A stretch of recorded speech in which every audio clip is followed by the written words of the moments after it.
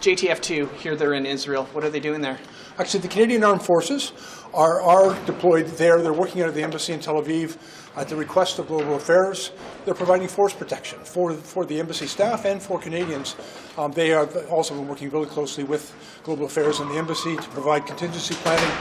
They've been very active. The entire Canadian Armed Forces who are deployed there have been active in the planning and preparation for the repatriation of the nearly 1,600 Canadians that were flown out of Ben Gurion Airport, and they're also looking at other contingency planning should hostilities impact Canadians in the region. Are they helping with hostages at all in Gaza? No.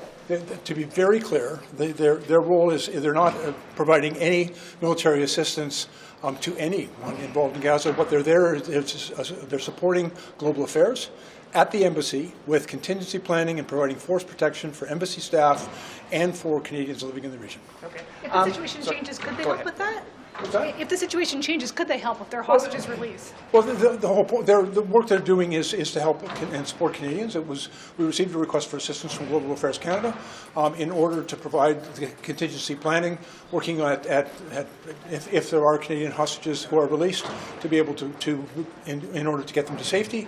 As well, we're looking at the potential escalation. And so right now, it's only potential escalation of conflict in the region. We know that there could be very many more additional Canadians who could be impacted by that, and so they're engaged in planning to help them make sure that we can get them home safely. It sounds like it is possible they could help with hostages. What's that? It sounds like it is possible they could help with hostages. To be really clear, that we are not operating. Right now, we're operating out of the embassy, providing force protection and contingency planning. That's the only work that's going on right now. And do you have confidence in the military police, given that there are now 2 public interest investigations?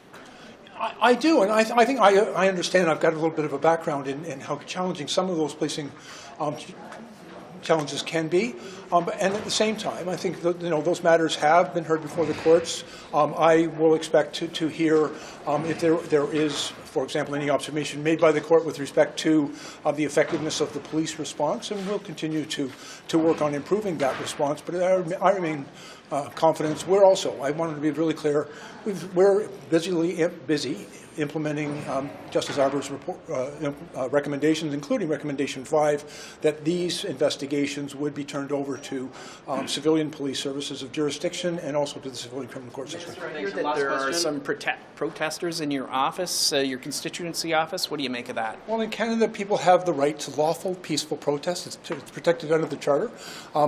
Frankly, I have always supported people's right to protest legally, peacefully, and that there was a demonstration at my office today, and they have now left my office. What about the subject of the protest? What do you make of that? Well, again, Canadians have a right to an opinion. They have a right to express that opinion, to assemble for that purpose, and as long as they do it peacefully, I always support their right to protest. Thanks very much.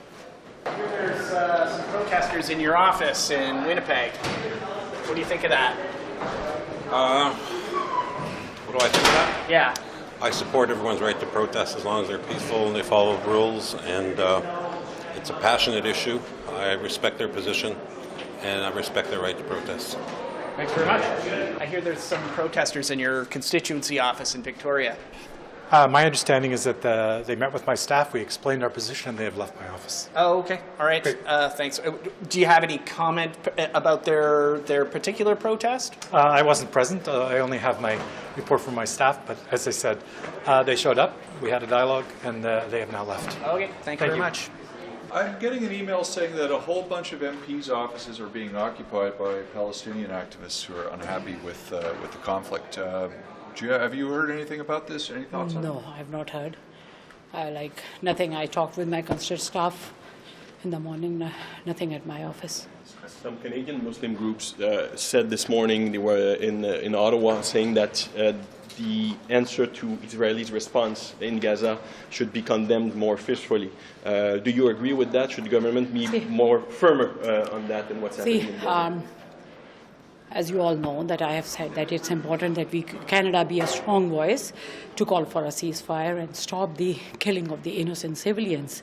Yesterday, while I was driving up to Ottawa, I saw the tweet from Save the Children saying that we have lost over 3,000 kids. And I've been questioning myself whole night. If we cannot save the kids, who are we? I'm a mother, and it is really very important that we ask for a ceasefire because innocent civilians are being killed. No international law says that innocent civilians or the kids can be killed in a war. Wars have rules, and every international law protects innocent civilians, kids. So losing over 3,000 kids has made me question myself. Who are we? As a mother, it's very difficult for me to see what's happening. If this call for a ceasefire doesn't come soon, did you give a thought about maybe leaving caucus? See, over 8,000 civilians have been killed, and I think it's really very important that, I was, in the morning, I had a Zoom meeting with some of the humanitarian aid agencies, like Oxfam and Islamic Relief and HCI, and they are saying that only 70 trucks have been able to get in through the Rafah crossing, where, like, on the average, before 9th of October, 500 trucks per day were going. Only 70 have gone, and where the need is much higher. So they are also, like all these aid agencies with whom I had a Zoom meeting, they are saying that in order to get the humanitarian aid to the people living in Gaza, it is not possible until or unless there is a ceasefire. I know everyone agrees that there has to be, like, humanitarian aid has to get through, but these agencies who are working on the ground there, they are saying that it will be very difficult to get the humanitarian aid without ceasefire. So I think it's really very important that we can raise our voices to protect the lives of the innocent civilians. And of course, hostages should be released. Like, any violence against innocent civilians is not right. This morning, Minister Joly said that the situation is dire for women and children in Gaza. I guess you agree with that, but is that enough in your mind that she's not going to the ceasefire? I think we have to make sure that we protect the lives being lost. So it's really very important that Canada be a strong voice for a ceasefire. Any violence for any innocent civilians is not acceptable. It's resulting in a lot of increase in anti-Semitism, Islamophobia.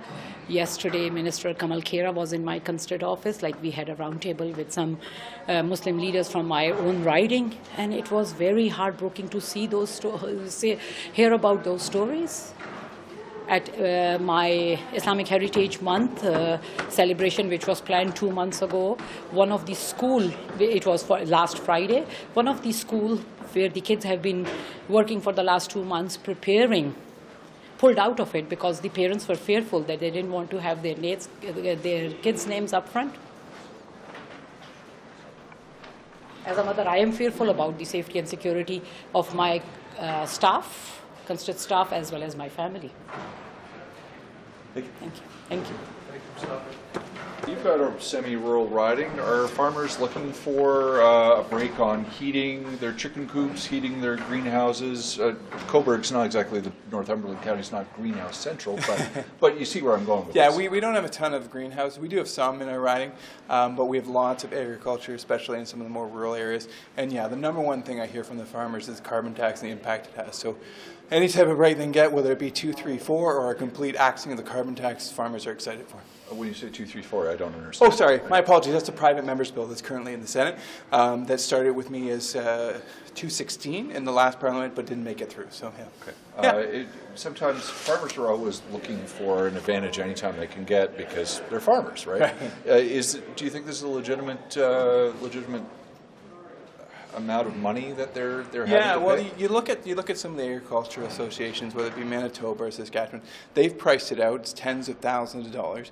The rebate just doesn't equate for a farmer, right? And you know what? It's really not just about farmers. It's about everyone, about people who eat, who is everyone, and all Canadians, and reducing the cost of living there. Is that okay? Yeah. Good. Perfect. Thank you. Thanks very much, Good guys. to see you.